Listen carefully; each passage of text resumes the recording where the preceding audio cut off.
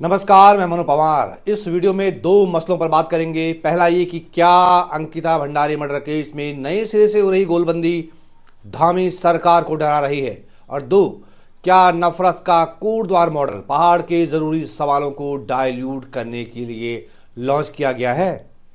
कोटद्वार में जो कुछ हुआ उसे तो आप लोगों ने देख ही लिया, उसके बारे में सुन लिया, पढ़ लिया।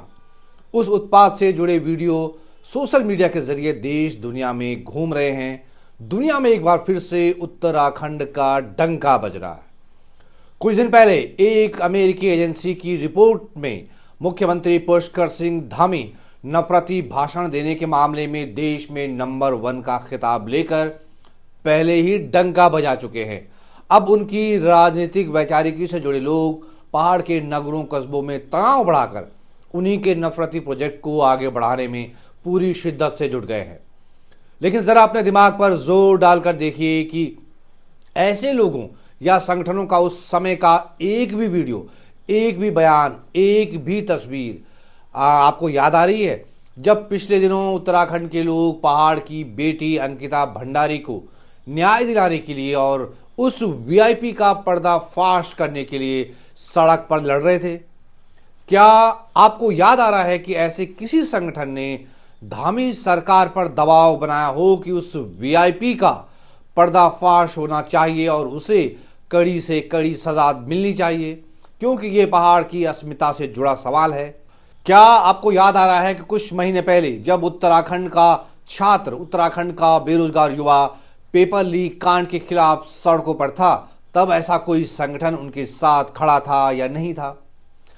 आप अपने दिमाग पर कितना भी जोर डाल लें, आपको याद नहीं आएगा, क्योंकि जिस बजरंग दल से जुड़े ये उत्पाती देहरादून, ऋषिकेश, हरिद्वार और न जाने कहां से अराजक लोगों का झुंड लेकर कोटद्वार में धमक गए, वहां गुंडागिर्दी करने लगे, वो कभी उत्तराखंड के जरूरी सवाल पर लड़े हों या उन्होंने सरकार पर दबाव बनाया हो।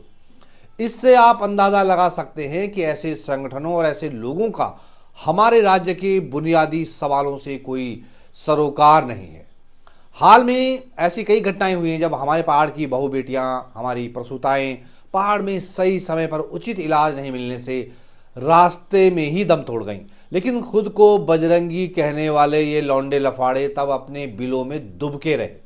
पहाड़ में आदमखोर तेंदुए और भालू इंसानों की जान ले रहे हैं, लेकिन मजाल नहीं है कि इस संगठन के लोगों ने देहरादून में एक प्रोटेस्ट भी किया हो। हाँ, लेकिन उस बहादुर जिम ट्रेनर दीपक कुमार को डराने धमकाने के लिए जरूर वो झुंड के साथ कोटद्वार पहुंच गए, जिसने एक बुजुर्ग मुस्लिम दुकानदार को उत्पातियों के प्रकोप से बचाया। अब जो नफरत का ये कोटद्वार मॉडल रचा गया है ना, इसके पीछे बहुत सोचा समझा खेल साफ साफ दिख रहा है। इस कोटद्वार मॉडल की जरा टाइमिंग पर आप लोग गौर फरमाइएगा। जैसा कि आप में से कई लोगों को पता होगा, अंकिता भंडारी मर्डर केस में सीबीआई ने अभी तक वो मामला औपचारिक तौर पर अपने हाथ में नहीं लिया है। अगर आप में से किसी को इस बारे में कोई पुख्ता जानकारी हो तो भैया कृपया मुझे नीचे कमेंट बॉक्स में जरूर साझा करें उस जानकारी से। लेकिन आम लोगों को लग रहा है कि सीबीआई जांच की घोषणा करके सरकार चुप बैठ गई है और शायद अपना आखिरी साल ऐसे ही चुप्पी में काट लेना चाहती है। सरकार ने पिछले दिनों इस मामले में किस तरह की चालबाजियां की और नए नए किरदार खड़े करती रही, वो खेल लोग अभी भूले नहीं हैं। इस बीच हुआ ये है कि उस वीआईपी का पता लगाने के लिए आने वाली 8 फरवरी को देहरादून में अलग अलग जन संगठनों ने एक महापंचायत बुलाई है। उसकी बड़ी जबरदस्त तैयारियां चल रही हैं। कई दिनों से पहाड़ में अंकिता भंडारी न्याय यात्रा भी निकाली जा रही है। 8 फरवरी को देहरादून में बहुत बड़ा जमघट लगने वाला है, जैसे कि तैयारियां हैं। धामी सरकार को इसका इल्म है कि अगर अंकिता भंडारी वाला मामला पिछले दिनों जैसा ही तूल पकड़ गया तो चुनावी साल में उसके लिए बड़ी परेशानी हो सकती है। इसीलिए माना जा रहा है कि शायद यही देखकर धामी साहब के इलेक्शन मैनेजरों और उनके सलाहकारों ने अपने सारे वैचारिक संगठनों को तुरंत फुरत में एक्टिवेट कर दिया। इसकी एक तस्वीर हमने पिछले दिनों देखी जब मसूरी में अचानक सूफी संत बाबा बुल्ले शाह की 100 साल पुरानी मजार पर एक झुंड ने हमला बोल दिया। उसके बाद कोटद्वार में एक मुस्लिम दुकानदार को बचाने वाले दीपक कुमार पर हमला करने एक भीड़ देहरादून ऋषिकेश से पहुंच गई। इन दोनों घटनाओं का कनेक्शन आपस में कहीं ना कहीं जुड़ा जरूर है, क्योंकि पैटर्न एक जैसा दिख रहा है। लेकिन धामी सरकार की टेंशन बढ़ने की एक और असली वजह कुछ और है, और वो ये है कि 8 फरवरी को होने वाली महापंचायत को लोक गायक नरेंद्र सिंह नेगी का समर्थन मिलना। एक वीडियो सोशल मीडिया पर आपने भी देखा होगा, जब महापंचायत बुलाने वाले संगठनों से जुड़े लोग नरेंद्र सिंह नेगी जी के घर पे पहुंच गए और उनके निवेदन पर उन्होंने अंकिता भंडारी के न्याय के लिए उस महापंचायत में शामिल होने की बाकायदा अपील जारी कर दी। आप लोग सब ये महापंचायत में 8 फरवरी 2026 को 11 बजे चलो परेड ग्राउंड देहरादून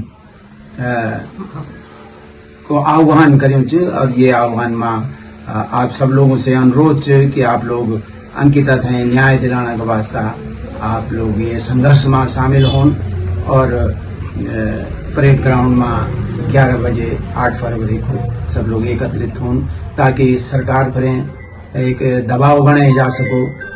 लोक गायक नरेंद्र सिंह नेगी की इस अपील का कितना असर हो सकता है, इसका सरकार को अच्छी तरह से अंदाजा है।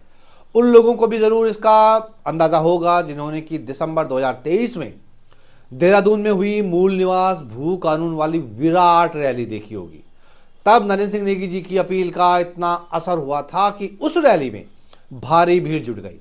इसीलिए माना जा रहा है कि इस बार भी नेगीदा की तरफ से आई अपील धामी सरकार को परेशान कर रही है, बेचैन कर रही है। ऐसी आशंका क्यों जताई जा रही है, अब मैं आपको इसकी क्रोनोलॉजी समझाने की कोशिश करता हूं।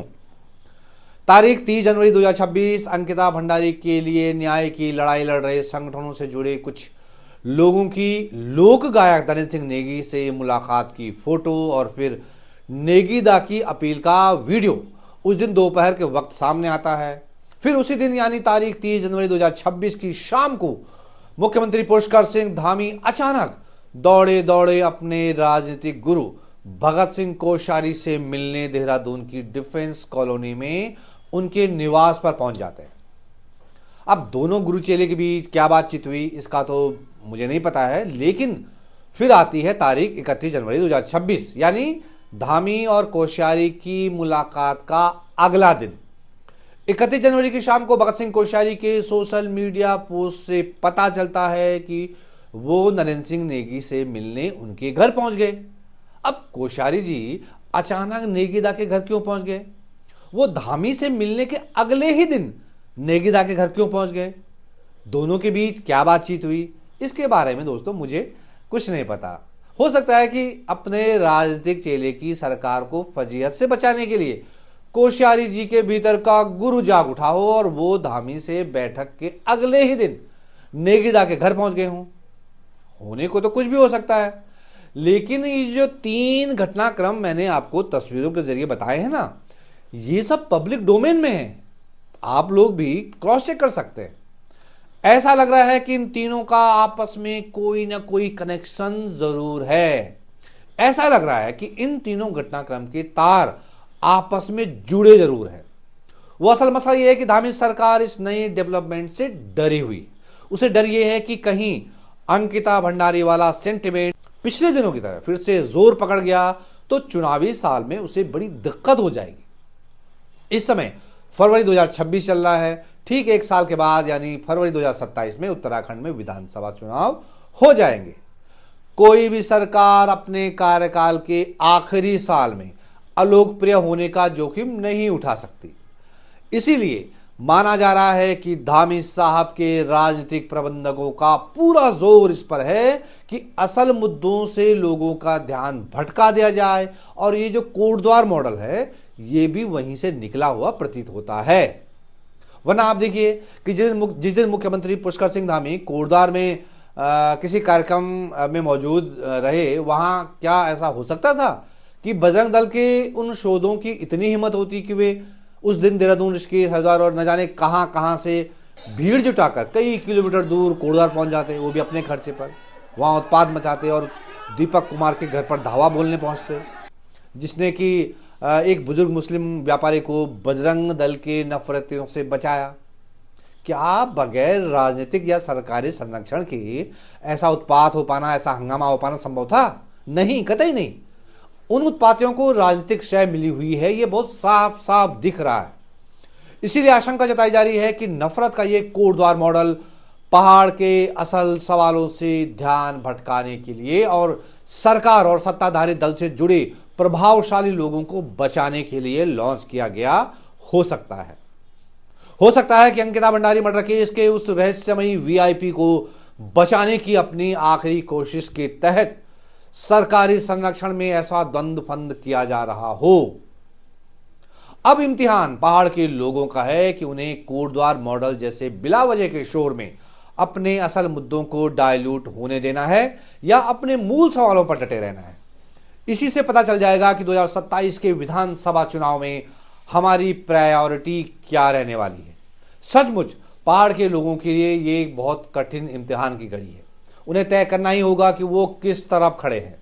उन्हें तय करना ही होगा कि उन्हें अंकिता भंडारी के न्याय की लड़ाई के साथ खड़े होना है या सत्ता की शह पर क्रिएट किए जा रहे मुद्दों के साथ। वरना धामी सरकार और उनकी पार्टी के लिए तो सबसे मुफीद यही है कि वो आने वाले चुनाव को हिंदू मुस्लिम वाले नैरेटिव पर ले जाएं और फिर जनादेश को हाईजैक कर ले। उनकी तो पूरी तैयारी है।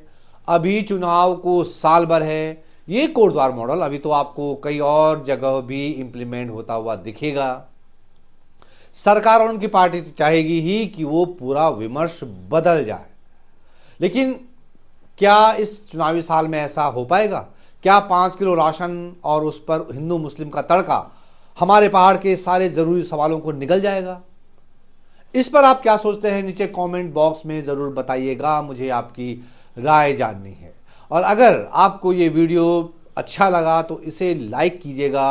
अपने दोस्तों, अपने परिचितों, अपने मित्रों और अपने व्हाट्सएप ग्रुपों में ज़रूर फॉरवर्ड कीजिएगा। ये बात दूर तक जानी चाहिए दोस्तों। और जो लोग मेरे YouTube चैनल पर पहली बार आ रहे हैं उनसे गुजारिश है कि कृपया चैनल को सब्सक्राइब कर लें, बेल आइकन पर भी क्लिक कर लीजिएगा। इससे मेरे हर नए वीडियो की सबसे पहले नोटिफिकेशन आप तक पहुंच जाएगी।